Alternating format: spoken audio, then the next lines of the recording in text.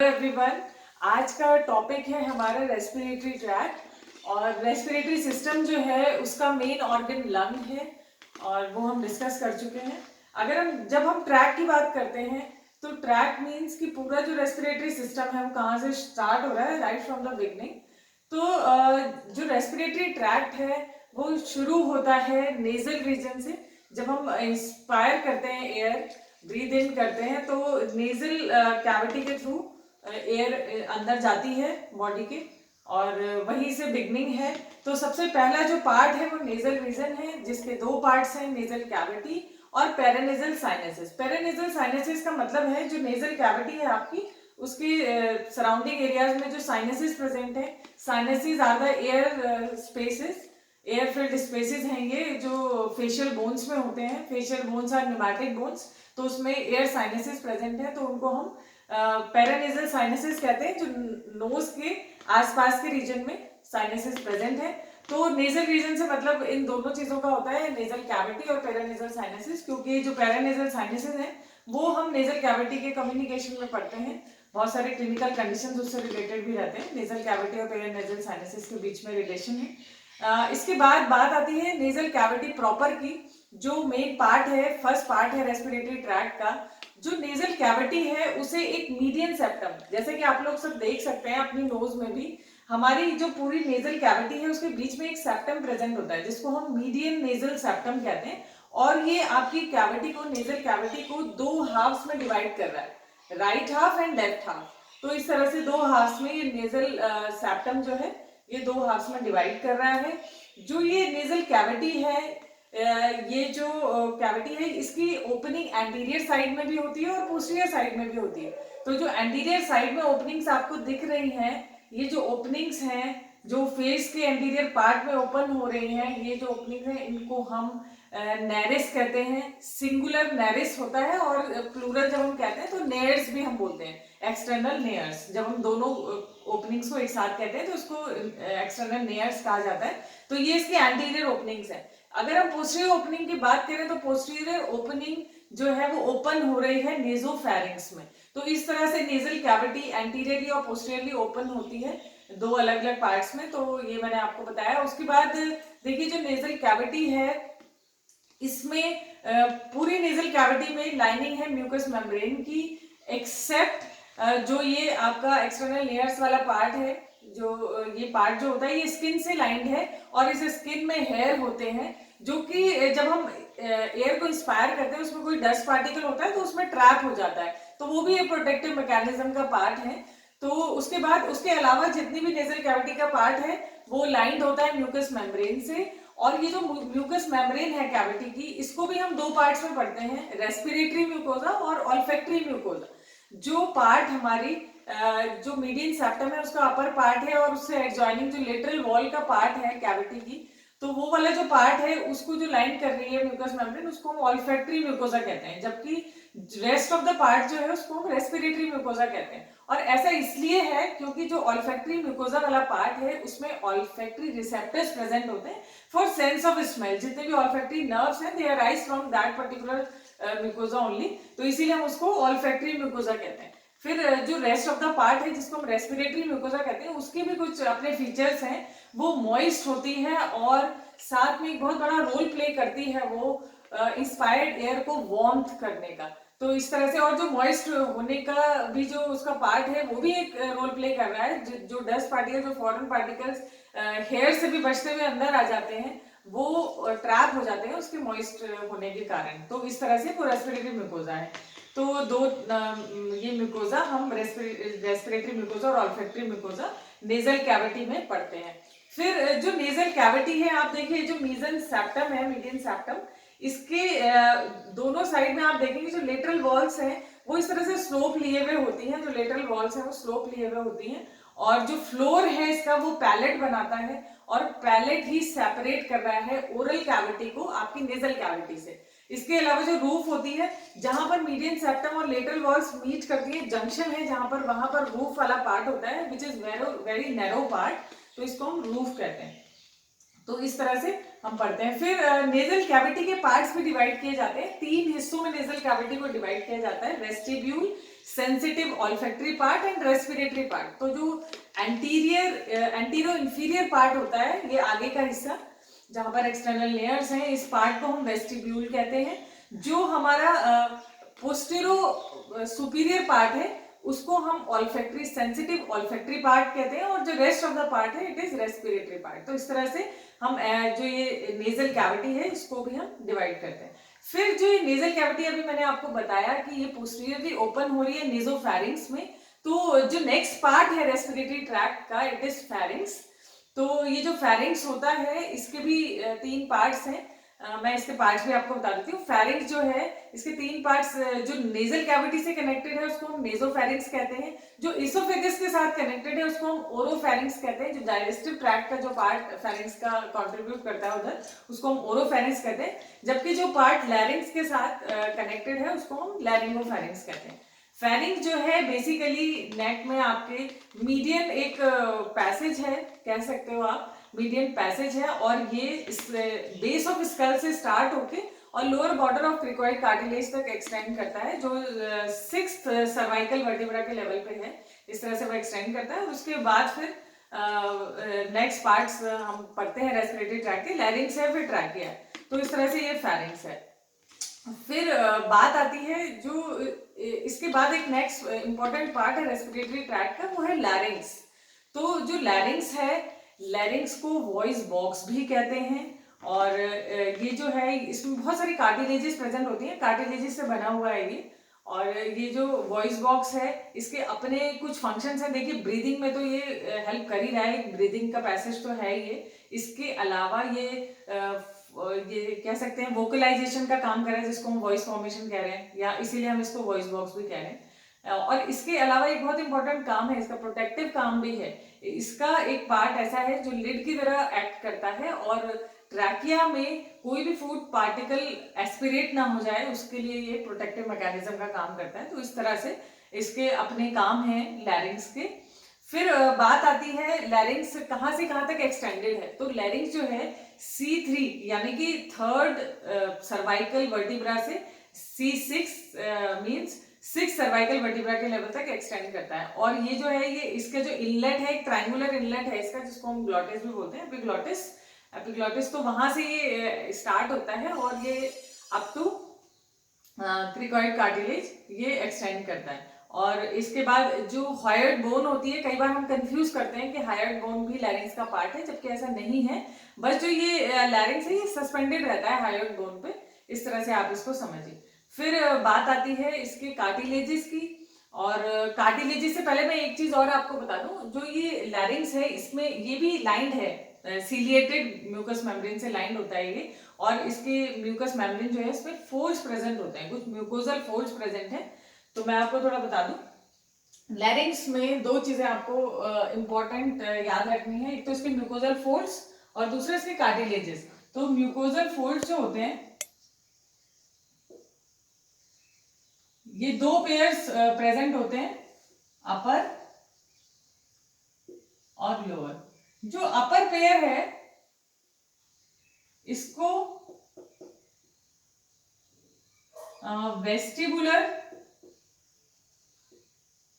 Folds भी बोलते हैं, या फिर हम इसको फॉल्स वोकल फोल्ड भी बोलते हैं। ऐसा इसलिए है क्योंकि ये वोकलाइजेशन में कहीं भी हेल्प नहीं करते हैं। कोई भी वॉइस बॉक्स जैसे हम बोल रहे हैं तो म्यूकोजल फोल्ड्स का बहुत बड़ा रोल होता है, तो ये बिल्कुल रोल प्ले नहीं करते हैं वोकलाइजेशन में, इसलिए हम इनको फॉल्स वोकल फोल्ड्स कहते हैं। फिर जो लोअर पेयर है, ये पेयर जो है ये इसको हम वोकल फोल्ड या ट्रू वोकल फोल्ड भी बोलते हैं। इसका डायरेक्ट रोल है वोकलाइजेशन में, इसलिए इसको वोकल फोल्ड कहा जाता है। और ये जो वोकल फोल्ड्स हैं इनके बीच में एक नैरो पार्ट है, उसको वो पार्ट जो है वो भी एक इंपॉर्टेंट पार्ट है, और उसको देखिए उसको कहा जाता है राइमा ग्लॉटिडिस।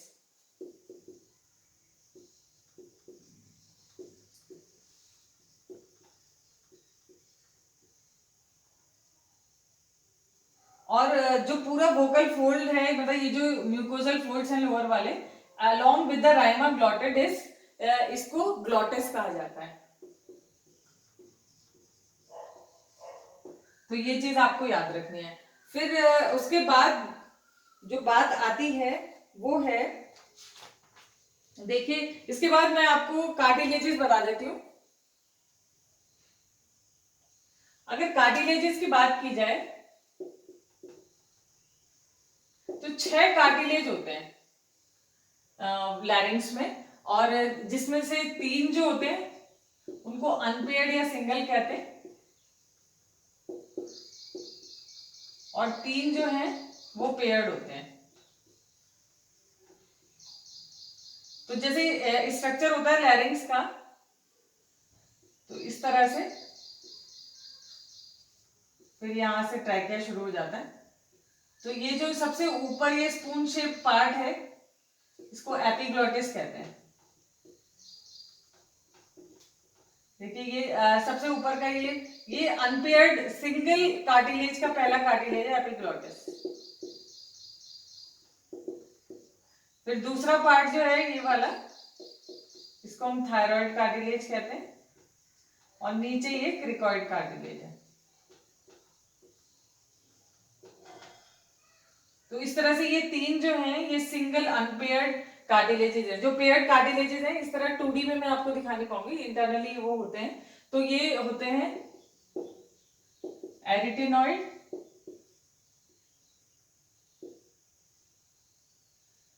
क्यूनिफॉर्म, और जो थर्ड वन है दैट इज कॉर्निकुलेट। तो सेकंड वाला कॉर्निकुलेट है and third one is cuneiform. तो इस तरह से 1 2 3 ये 3 कार्टिलेजेस है। फिर बात आती है मसल्स की। मसल्स भी होती हैं लैरिंग्स में, 2 तरह की मसल्स होती है, इंट्रिंसिक और एक्सट्रिंसिक। जो एक्सट्रिंसिक मसल्स हैं वो लैरिंग्स और जो उसके सराउंडिंग स्ट्रक्चर्स हैं उनके बीच में वहां पे प्रेजेंट है। जो इंट्रिंसिक मसल्स हैं उनमें भी 2 तरह की मसल्स देखने को मिलती हैं, तो वो मैं आपको बता देती हूँ। जो इंट्रिंसिक मसल्स हैं, देखिए बड़ा अच्छा काम वो कर रही हैं लैरिंग्स में इंटरनली। 2 तरह की मसल्स मैंने कहा आपको,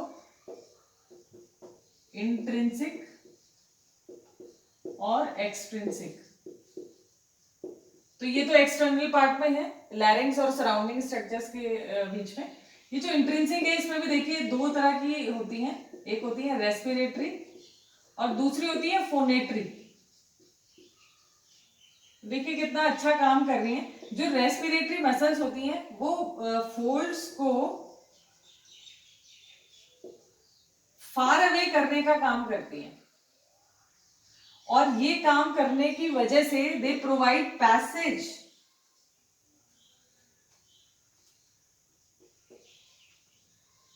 for breathing.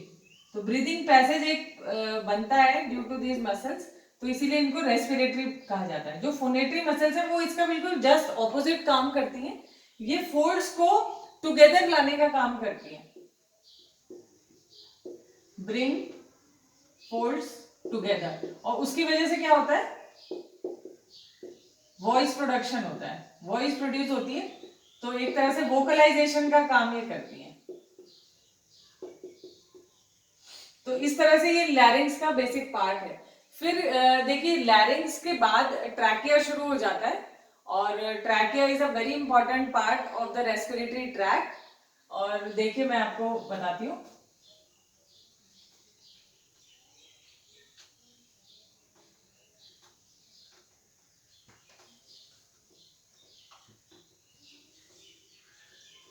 Very important structure trachea, ये भी एक पैसेज है। जब हम रेस्पिरेटरी ट्रैक, देखिए थोड़ा सा मैं आपको रेस्पिरेटरी ट्रैक का आइडिया दे देती हूँ। इस तरह से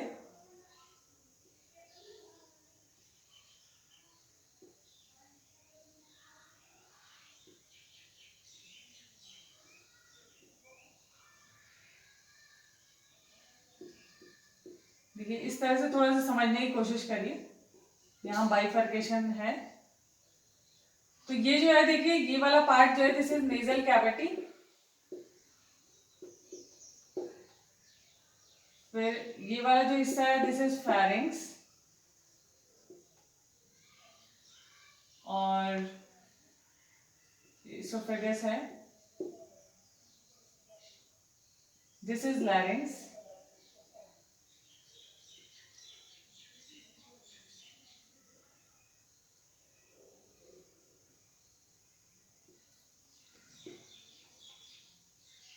और लैरिंग्स के बाद ट्रैकिया शुरू हो जाता है। देखिए ट्रैकिया, और ट्रैकिया के बाद बाइफर्केशन के बाद यहाँ नीचे, अभी मैं ऐसे ही रफली आपको ड्रॉ करके बता रही हूँ, अभी मैं आपको समझाऊंगी। तो ये जो नीचे का पार्ट है this is bronchial tree. Bronchial tree के भी क्या क्या पार्ट्स हैं अभी मैं आपको बताती हूँ। तो इस तरह से आप बेसिक समझिए, ये पूरा रेस्पिरेटरी ट्रैक्ट है। तो मैं आपको थोड़ा ट्रैकिया के बारे में बताती हूँ। देखिए आप देख सकते हैं ट्रैकिया की अब मैं बात कर रही हूँ, जो नेक्स्ट पार्ट है लैरिंग्स के बाद रेस्पिरेटरी ट्रैक्ट का। तो ट्रैकिया C6 यानी कि 6th सर्वाइकल वर्टिब्रा के लेवल पे स्टार्ट हो रहा है, और इसका जो बाइफर्केशन है, जहाँ पे ब्रोंकस में, प्रिंसिपल ब्रोंकस में बाइफर्केट होता है और ब्रोंकियल ट्री शुरू हो जाता है, वो है level of T4, that is 4th thoracic vertebra. तो जो ट्रैकिया है देखिए, उसकी लेंथ जो होती है it is about 4 inches which is 10 to 11 centimetres, और इसका डायमीटर जो है वो 0.59 to 0.79 इंचेस होता है, जिसको हम 1.5 to 2 सेंटीमीटर्स कह सकते हैं। फिर बात आती है इसकी विड्थ की, तो ये जो है मेल्स में ज्यादा वाइडर होता है as compared to females, and it is, अगर इसके स्ट्रक्चर को हम देखें तो ये सी शेप्ड कार्टिलेजेस की रिंग्स जो होती हैं 16 to 22 रिंग्स होती हैं, उससे बना हुआ स्ट्रक्चर है। हाइलिन कार्टिलेज है ये जो रिंग्स हैं कार्टिलेजिनस रिंग्स, ये हाइलिन कार्टिलेज से बनी हुई हैं। फिर ये जो रिंग्स हैं, हर रिंग के बीच में जो कनेक्शन है वो लिगामेंट है, लिगामेंट्स प्रेजेंट होते हैं। और जैसे ये सी शेप रिंग है, हर रिंग के बीच में जो कनेक्शन है वो तो लिगामेंट है, but each ring is C shape. तो ये जो सी है ये इनकम्प्लीट, देखिए सर्कल है, तो इस सर्कल को कौन कंप्लीट कर रहा है, the structure which is that particular structure, वो है ट्रैकियालिस मसल, जो इस इनकम्प्लीट रिंग को कनेक्ट करती है। Connection between ends of incomplete ring is trachealis muscle. तो इस तरह से आप ट्रैकिया को समझिए। फिर देखिए नेक्स्ट जो पार्ट आता है आपके रेस्पिरेटरी ट्रैक में, वो है ब्रोंकियल ट्री। ब्रोंकियल ट्री, तो ब्रोंकियल ट्री का मतलब है, अभी हमने बात करी कि ट्रैकिया जो है T4 के लेवल में बाइफरकेट हो जा रहा है। तो ये बाइफरकेट होता है राइट और लेफ्ट प्रिंसिपल ब्रोंकस में। तो सबसे पहला लेवल ब्रोंकियल ट्री में क्या है, मेन प्रिंसिपल ब्रोंकस। यहां पे एक बात मैं आपको बता देती हूँ, जो दोनों साइड के प्रिंसिपल ब्रोंकस हैं जिसमें ट्रैकिया बाइफरकेट हुआ है, उन दोनों में भी कुछ चेंज है। जो राइट ब्रोंकस होता है, राइट और लेफ्ट, जो राइट वाला है वो अबाउट 2.5 सेंटीमीटर्स होता है, जबकि ये 5 सेंटीमीटर्स होता है। It is short, wider and straight as compared to the left one, जबकि ये वाला जो होता है it is long, narrower and oblique. और इसी कारण से आप देख सकते हैं क्लिनिकल कंडीशन, जब आप आगे देखेंगे तो आप समझेंगे इस बात को कि as compared to your left lung, सबसे ज्यादा इन्फेक्शन जो होते हैं वो जल्दी राइट साइड में होते हैं, क्योंकि कोई भी अगर इन्फेक्शन पहुंचना होता है तो सबसे पहले राइट में पहुंचता है, राइट लंग में, through the right principal bronchus. क्योंकि ये जो है ये छोटा भी है, जल्दी पहुंच सकता है यहाँ से कोई भी चीज, फॉरेन पार्टिकल या कोई भी इन्फेक्शन, और छोटा होने के साथ साथ स्ट्रेट है और वाइड है, तो बड़ी इजीली पैसेज मिल जाता है। और यहाँ पर इन्फेक्शन होने के साइड राइट साइड में जो है वो ज्यादा होते हैं रेस्पिरेटरी सिस्टम में अगर हम देखें तो। यहाँ पर ये मैंने बात करी। फिर जो देखिए प्रिंसिपल ब्रोंकस होता है, ये अगेन डिवाइड होता है। मैं इसको इधर से मैं यहाँ पे रब करके आपको समझा देती हूँ।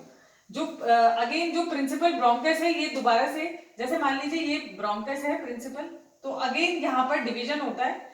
हमने लंग्स जब पढ़े थे तो हमने ये पढ़ा था कि लंग्स में लोब्स होती हैं लाइक लीवर, तो ये जो लोब्स हैं ये जो फर्दर डिवीजन होता है ब्रोंकस का ये लोब्स में होता है। तो नेक्स्ट जो इसका लेवल है उसको हम बोलते हैं लोबर और सेकेंडरी ब्रोंकस। फिर उसके बाद हमने ब्रोंकोपल्मोनरी सेगमेंट्स पढ़े थे। Again the lobes they are again subdivided into segments. तो जो नेक्स्ट लेवल है इसको हम सेगमेंटल या टर्शरी ब्रोंकस बोलते हैं। इसके बाद जब सेगमेंट्स में भी चले जाता है ये ब्रोंकस का डिवीजन, तो उस सेगमेंट्स के डिवीजन के बाद ये जो सेगमेंटल ब्रोंकस है इसमें बहुत सारे आगे जाके फर्दर डिविजन्स हो जाते हैं, छोटे छोटे ये टर्मिनल ब्रोंक्यूल्स में डिवाइड हो जाता है। और ये जो टर्मिनल ब्रोंक्यूल्स हैं ये लंग्स के छोटे छोटे छोटे यूनिट्स को पैसेज देने का काम करते हैं, एयर पैसेज देते हैं। और वो जो छोटे छोटे यूनिट्स हैं वहां पर जो डिवीजन देखा जाता है उसको हम रेस्पिरेटरी ब्रोंक्यूल्स कहते हैं। और ये एक यूनिट की तरह, एक रेस्पिरेटरी यूनिट की तरह फंक्शन करते हैं। फिर अगर हम एक यूनिट को देखें, एक रेस्पिरेटरी यूनिट या जो रेस्पिरेटरी ब्रोंक्यूल वाला जो एक यूनिट हम देखते हैं, तो उस एक पर्टिकुलर सिर्फ एक यूनिट को मैं देखिए आपको समझाने की कोशिश कर रही हूँ। तो अगर मान लीजिए बहुत सारी यूनिट, जब देखिए टर्मिनल ब्रोंक्यूल्स के लेवल पे बहुत सारा बाइफर्केशन हो गया है और उसके बाद जब हम यूनिट वाइज फिर देखते हैं कि किस तरह से बाइफर्केशन हो रहा है, तो जो रेस्पिरेटरी ब्रोंक्यूल है, हर रेस्पिरेटरी ब्रोंक्यूल का फर्दर डिवीजन भी होता है। तो ये जो रेस्पिरेटरी ब्रोंक्यूल है, रेस्पिरेटरी ब्रोंक्यूल ये जो है एल्वियोलर डक्ट्स में डिवाइड हो जाता है और उसके बाद ये फॉर्म करता है एक पार्ट, एक स्पेस जिसको हम एट्रिया कहते हैं। देन फर्दर डिवीजन जो है वो एल्वियोलर सैक्स में है and the last division is alveolus, जिसको हम रेस्पिरेटरी यूनिट भी कहते हैं, फंक्शनल यूनिट, क्योंकि जो गैसेस एक्सचेंज है वो एल्वियोलस के लेवल पर ही होता है।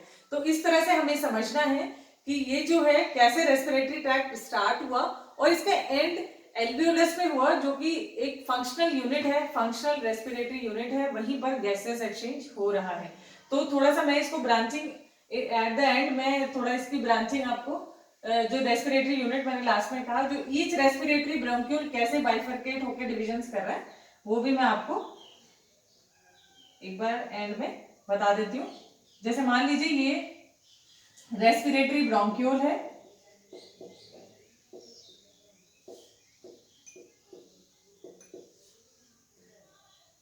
it is further divided into alveolar duct,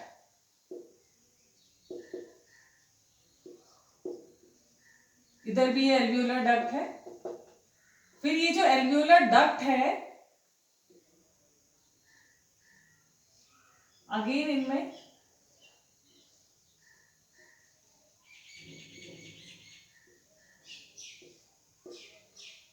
तो यहां पर एक डायलेटेड पार्ट होता है, इसको हम एट्रिया कहते हैं। फिर ये इस तरह से यहाँ पे जो इनका आगे डिवीजन है ये डक्ट की तरह ना होके इस तरह से डायलेटेशन के फॉर्म में होता है, इस तरह। और यहाँ पर भी ये डायलेटेड पार्ट ही है जिसको हम एट्रिया कह रहे हैं। और ये वाले जो पार्ट्स हैं इनको हम सैक कहते हैं, एल्वियोलर सैक। और इसके ही एंड में यहां पर एल्वियोलाइज दे आर प्रेजेंट। और इन एल्वियोलाई के लेवल पे, ये जो लास्ट में मैंने इस तरह से एल्वियोलाई बनाए हैं, इन्हीं के लेवल पे गैसियस एक्सचेंज हो रहा है, इसीलिए हम इनको फंक्शनल यूनिट भी कहते हैं। तो इस तरह से ये आज हमने बात की रेस्पिरेटरी ट्रैक्ट की। जो नेजल रीजन से शुरू होके, नेजल कैविटी से शुरू होके एंड होता है आपकी ब्रोंकियल ट्री पे, और आपके ब्रोंकियल ट्री की स्टार्टिंग जो है वो ट्रैकिया के बाइफर्केशन से है and it ends at the alveolus. तो एक चीज और यहाँ पे मैं बता दूं, ये जहां पर बाइफर्केशन होता है यहाँ पे कार्टिलेजिनस